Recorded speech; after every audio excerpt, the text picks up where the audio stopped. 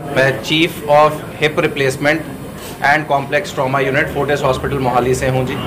आज हमने ये प्रेस कॉन्फ्रेंस की थी ताकि हम पब्लिक को जागरूक कर पाएँ हिप रिप्लेसमेंट यानी चूल्हा बदली करने के बारे में, और कैसे एक फेथ हिप रिप्लेसमेंट प्रोटोकॉल जो हमने फोर्टिस हॉस्पिटल मोहाली में डेवलप किया है, उससे पहली बार जिसका चूल्हा रिप्लेस हो रहा है या ख़राब होने के बाद पुराना चूल्हा दोबारा से रिप्लेस हो रहा है, उसमें हम कैसे बहुत जल्दी रिहैबिलिटेट करके अच्छा फंक्शनल रिजल्ट और लॉन्ग ड्यूरेशन का इम्प्लांट करके पेशेंट को बैक टू नॉर्मल लाइफ ला सकते हैं। इस बारे में हमने आज डिस्कशन किया। कितना खर्चा आता है?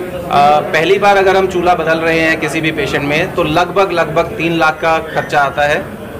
रिप्लेस अगर हम रीडू कर रहे हैं, अगर पहले बदला हुआ है दोबारा बदली करना पड़ रहा है तो उसमें अस्पताल का खर्चा तो ऑलमोस्ट सेम रहता है, पर जो नया चूल्हा डलना है वो थोड़ा सा कॉस्टली होता है, तो खर्चा बढ़कर लगभग 4-4.5 लाख का आता है। अस्पताल कितने की स्टे करनी पड़ती है?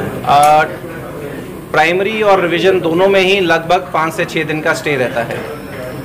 ब्लड लॉस कितना होता है? प्राइमरी हिप रिप्लेसमेंट में blood loss less than 500 ml होता है, तो 70 से 80% लोगों को कोई रिप्लेसमेंट खून की ज़रूरत नहीं पड़ती है, हालांकि हम अरेंज करके रखते हैं। रिवीजन में दोबारा जो सर्जरी हम कर रहे हैं, रीडू सर्जरी कर रहे हैं, उसमें डिपेंड करता है कि उस रीडू सर्जरी की कॉम्प्लेक्सिटी कितनी है। अगर हम कॉम्प्लेक्स से कॉम्प्लेक्स रीडू सर्जरी की बात करें तो 2 से 3 यूनिट ब्लड का आवश्यकता रह सकती है, ज़रूरत रह सकती है। कितनी उम्र तक के करवा सकते हैं इसको रिप्लेस? रिकवरी की अगर बात करें तो मॉर्निंग ऑफ सर्जरी, अगर हम सुबह फर्स्ट केस सर्जरी करते हैं तो जो यंग और अलर्ट पेशेंट होते हैं उनको हम इवनिंग ऑफ सर्जरी में वॉकर से चला सकते हैं। अगले दिन से तो हम प्रैक्टिकली सभी मरीजों को चलाते हैं।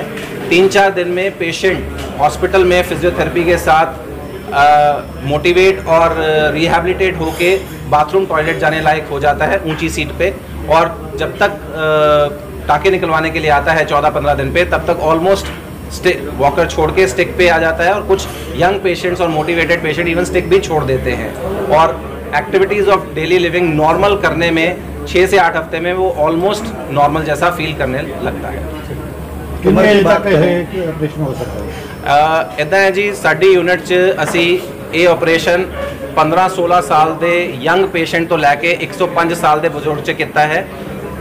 अज की डेट च सर्जरी इन्नी सक्सैसफुल है कि जे पेशेंट नू वेरी यंग एज या वेरी ओल्ड एज च भी यदि लोड़ पे तो किया जा सकता है safely. Subscribe to my channel and also press this bell icon.